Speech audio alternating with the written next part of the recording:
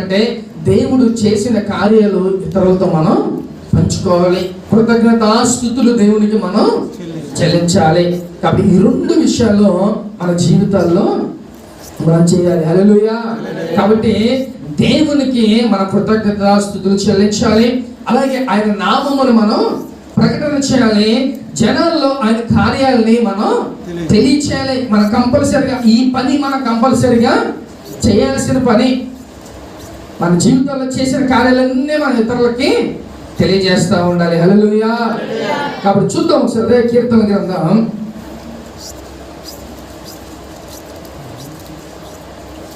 122వ అధ్యాయం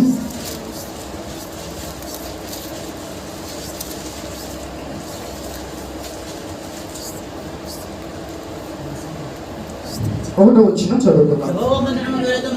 యెహోవా మందిరమునకు వెళుదుమని